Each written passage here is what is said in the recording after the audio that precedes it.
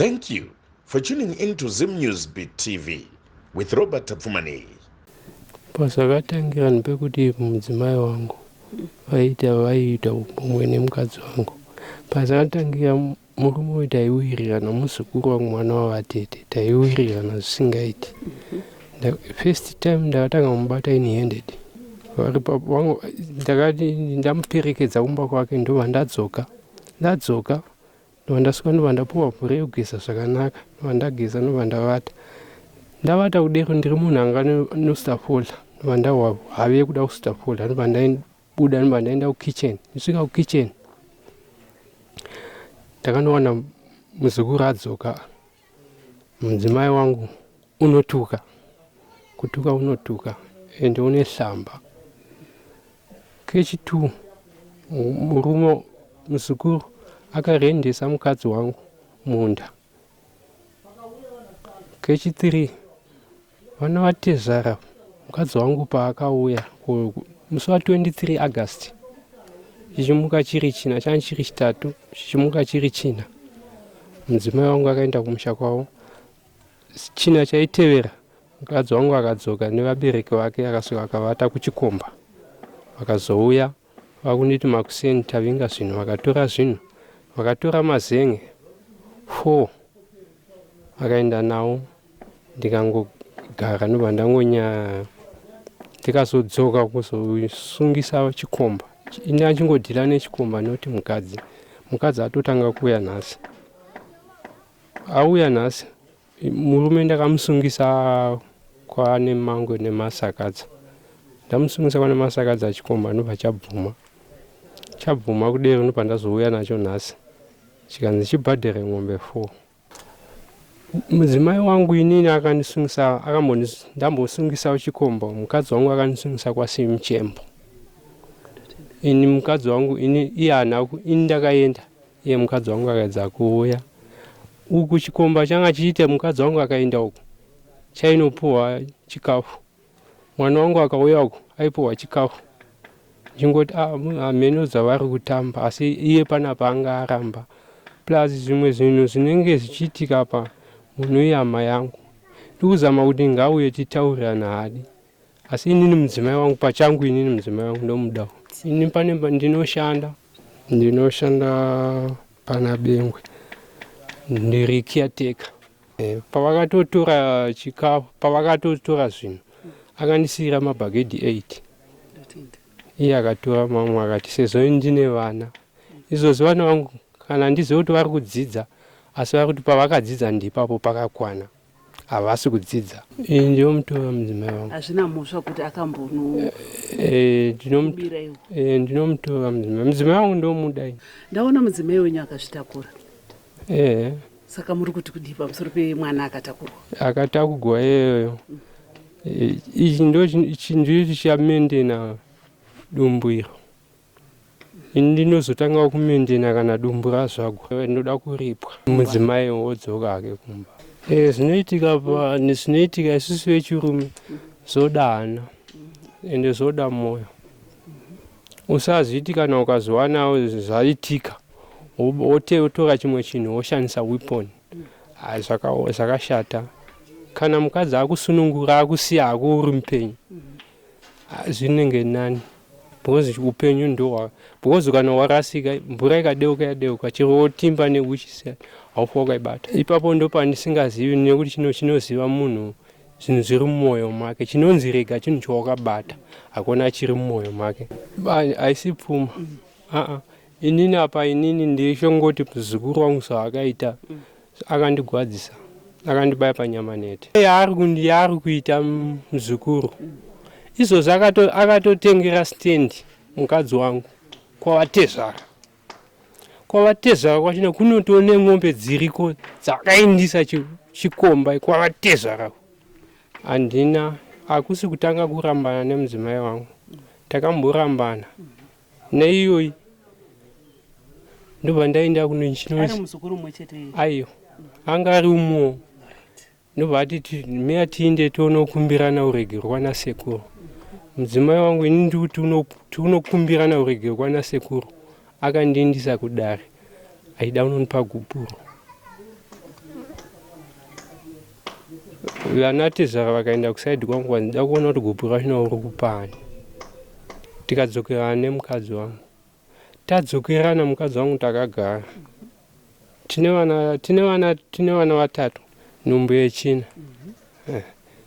Saka mudzimai wangu inini ngoti shiri nemuriwo hauna zvaunoita, asi ini mudzimai wangu ndomudi. Vana vatezarawo kuti ini ndisungise vatezara zvakandiomera. Hewa ndinotenda baba, zvichokwadi hakuna varume vane mwoyo wakaita kunge sewe.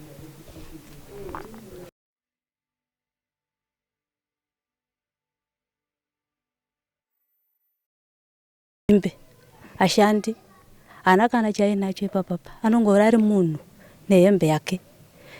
2 ini ndinenge mushandi wake okumutsvagira chingave chikafu chingave sipo chingave everything zvese. Vana kuenda kuchikoro ndinda isapota vana. Izvo vanoti kwai vana havaendi kuchikoro. Ane mwana wakamboendesa kuchikoro? Hana mwana wakaendesa kuchikoro. Ndini ndaisapota vana nehuku nembudzi. Huku dzikapera nenyukazo dzikapera. Nyaya ndakazonyanya kugwadzwa kuti ndikosimuka mukati memusha wake. Murume inda ndakambowanikwa ini. Ndobva ndazvara mwana wangu musikana 1. Mwana akakura achichengetwa namai vangu nababa vangu. Mai ndozosvika pakunoshaika. Mai vashaika. Baba ndobva azosvika pakuona kuti ndadzidzisa kubva grade 1 kunosvika grade 7. Secondary yakudi yakundiremera kuti vanga vaone nevavo vana. Ndobva nditi mwanangu, kana uchikwanisa kudzidzisa mwana, shuya umbotoro mwana umbodzidzisa uchi secondary.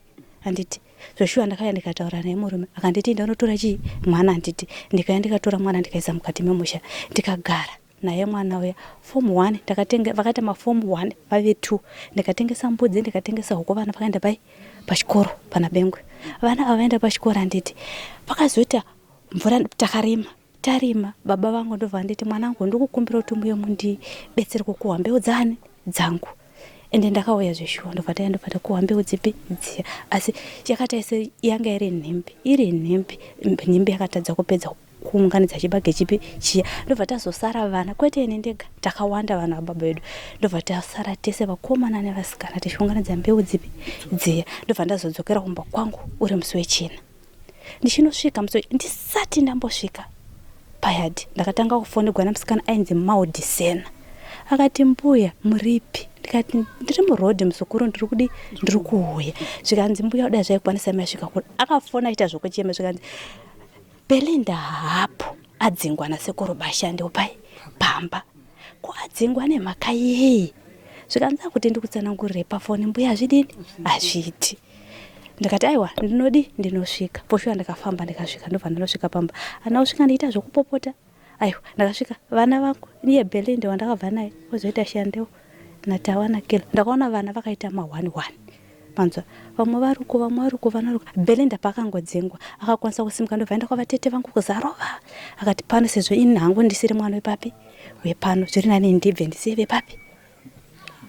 Uya ndobva kukwira ndobva ina ndobva ndazosvika ndikati one baba mwana pana kana mwana kana 1 ko vana varipi? Zvikanzi varipo. Ndikati kezvino kwavira pana kana mwana wandikona chero chidiki chacho varipi? Saka inda azotevera door to door ndichitevera vana vapi vaya. Ndobva ndatsve vana pamba. Ndobva ko Belinda aripi? Zvikanzi Belinda hapo aenda kuzarova. Eko Belinda hagoenda kuzarova nemhaka yei? Saka pakazoita vatete hanzvadzi yake kupi uyu. Ndobva ati mai guru pano pakasara pakaita mutauro. Bhudhi vakadzika Belinda ini ndiripo. Vakati bva pano wasi mwana wani? Wasi mwana wokutevera mai vani? Mai vako. Mwana wezveshuwa zvakamushungurudza akati ndinozviziva kuti handisi mwana wepano asi kuva pano kwangu kuda kuti ndikutevera mai vani? Mai vangu. Ende zvikoro zvanga zvavatiwadze ndokunovhugwa. Handiti mwana ndakamutevera kuzaro. Ini papa ndakapenga ndiri kunyepa. Ndikati aiwazve ini kuti nditevera mwana wamadzenga ina handikwanisi. Imi mitsvagai mwana wani? Mugoya nemwana papi? Nyaya dzedu tozitaurira pano. Kana mwana achibva pano wobva ake wodzokera kwani? Kwasekuru. Vakatevera mwana wozarova. Ndobva vatevera mwana ndokunoti mwana hoya kumba mwana ndokubva aramba kuti handikwanisi kufamba nani nababa nezvavakaita. Mwana akazoya navatete. Vatete vakati ini pana handina kuya zvematare, handina kuya kuzotongesa nyaya dzenyu, ndiri kuda hembe dzemwana ndinosiya mwana pana sekuru vani vake. indofanira kuti aiwa izvozvo ndokuzviwa vatete asi ndane chikumbo chokuti mwana ari kuenda kuchikoro nandikumbira kuti adi aende kuchikoro. Mwana akati mama zvamutaura kuti ndiende kuchikoro hongu ndinozviwa asi kuti ndichinda kuchikoro ndiri pano nemashoko andakasangana mwana iye atauri asi papa akasvika pakutaura akati handikwanisi kuti ndiende kuchikoro ndiri papi nokuti baba ndanga ndakanyarara zvizhinji nguva yese ndisingatauri asi nhasi azvogarisana nababa ina handichadini handichakwanisi nokuti vanditevha pano wasi mwana wani wasi mwana wangu. Tibva tambotaura tikadaidzana vamwe zvokuti zviya zvongoti zvomamisha azvitigadzirana asi mwana akasvika pakuramba kuti aiwazve ina handikwanisi kuti ndirambe ndakagara papi pano. Saka ine nyaya kuti inini ndakagwadza kuti hongu mwana wangu haana baba inini ndakari kuti ndo mai vacho. Ini pache zvangu ndakasatanga kutakombera kuti chakanyanya kundikoshera pandiri murume nemwana chii. Ini pache zvangu ndakaona kuti mwana wangu akandikoshera kudarika chii murume because murume ndogona kuenda kunowanikwa kumwe asi mwana handizi kuti Mwari vakandipa vana vangari pamwe ndiye 1 kana 2 kana 3. Saka ndakamudza kuti aiwa iwewe kana wadzinga wangu mwana pa inini pane mwana wangu ndopandi ndichabva nemwana wangu ndoenda kumusha kwamachena ndosvika ndonogara nemwana wani nemwana wangu. Inini ndokubva kupi ndikauya kumba ndikataura baba ndo nyaya iriko nyaya itaita baba ende nyaya ikatopinda maticha mukati maheadmaster vanonzi vagwatiwe pabengo vakati Belinda tiri kumuda pano pachikoro kuti Belinda munhu anogona takatotarisira papi pano pachikoro kudzamara headmaster vatuma vanhu vakaenda kunotora vamachena uko tukanzi ndazohura nemuzukuru hongu ivo vangamupa mhosva sekuti vanenge vagara vaine zvani vaine zvavo muzukuru kutaura chokwadi iti ngatitaure tichitya Mwari nokuti Mwari ndiye anoziva chakavanzika chiri pasisi pe muzukuru vari kupomerana kana mhosva. Muzukuru aitova mubetsero kuti munhu wenzara ashandi munokoza inini ndingashandira musha kusvika pakuririta kusvika zvarini iye haendi kumunda kushanda vanoshanda basa recommunity service rekurinda pachikoro vanowana mari after holiday yapera. Izvori zvati muzukuru akanongofira mhosva yokuti ndakabatsira nditi ndikubatsira mukadzi wani wasekuru ndiri pamba penzara papa kana kiti inoti nyeo zvainobata gonzo pamba papa hapana manzo ende kwaanoti kwanzi aindiri right ana kana mombe kurimbisa ndaitoshandisa mombe dzemzo ndichitoenda kunokumbira kuti yondipe ende kwete zvotaikumbira secret iye ndaitondituma murume wacho iyeyo enda unoti kumuzukuru ndipo mombe nhasi ndimborimisa nevaberekeri vake vhati chiwanikwa adana nevabereki 7 years ndichita mombe dzokuri ndakarima type netype dzevanhu ndichitsvaga mombe dzokurimisa iye kumunda kwacho hadi kudzamara nhasi ndazoona kuti aiwazve ndasvika pakuneta takarambana muna August nombo ndakabva nayo zvarutaura kuti kwanzi ye nombo chichi nombo ndakabva nayo ene nombo ndiye muna June ndo mwedzi wanakatevera July ndo mwedzi wasina kutanga kutevera no ipapo ndinoparamba ngarege kuda kupinza vabereki vangu kuti kwanzi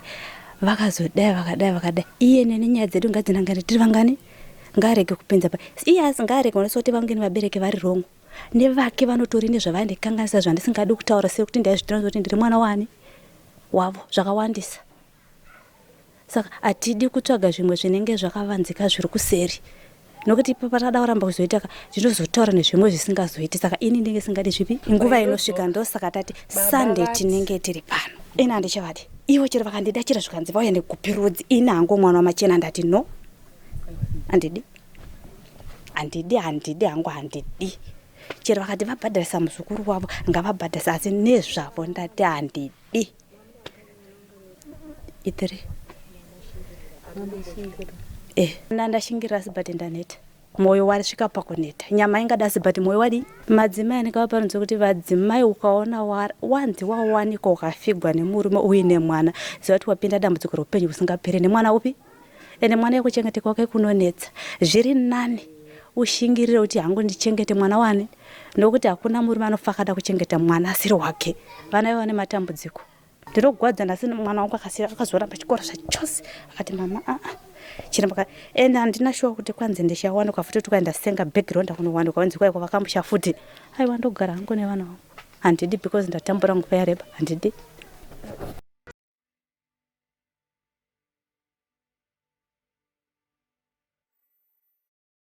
Zvokuti vanatese vakatoresa mabhethi evana nekumusitake mukusha kwemudzimai idzi handidzizivi ndozishandira ndoshanda ini pachikoro chengeta ini kupi iye akanga ndikonanisa achiti baba wako vari kuroya NeMuzukuru ndiye aipinda ipapo kuti ini ndonzi baba wako vari kuroya. Zvandandasiya nzekuti vanotizva vakatoresa mabhetsi vana vangu. Vana vangu izvozvo havasi kudzidza vagere pamba. Ndina kumboramba. Andi mukadzi mwana wake wari kuti mwana wake ndakamudzinga. Andi mwana wake chakati ndimudzinge ndakamubvunza kuti sei usinganditi mamukasi akati handimanikidzi. Ndikati haumanikidzi ndakagara newe sababa wako pano. Kwa ndakakumanikidza kuti mundichengete. Ndakamudzidzisa form 1 ndindaimubhadharira school fees kusvika form 2 holiday yaAugust ndopa vakatanga kudai. Zvakaoma kuti muvete nemudzimai wenyu opfeka penti opfeka skin tight opfeka tirausi makavata pamubhedha 1 ukamubvunza kuti kochii anoti iwo andione zvako indine zvangu saka mumwe nomumwe hapana anofanirwa kuvhunza choumwe kuti zvafamba sei. Plus boyfriend haimbofi boyfriend inokuda une murume wako wayo uku nema vana atezvara indi kutoblemawo vana atezvara chikomba chakatenga stand kwavatezvara akatovaka stand nemwombe dzeboyfriend dziriko kuiko dzekuti ari kutodzichengeta vana vangu vachaendi kuchikoro nekuchengetwa kwanzi ndikati ko vana havasikuenda kuchikoro kwanzi pavakaza vakadzidza zvakakwana asi ini ndoshanda. For these and more stories, tune in to Zim News TV with Robert Tafumani.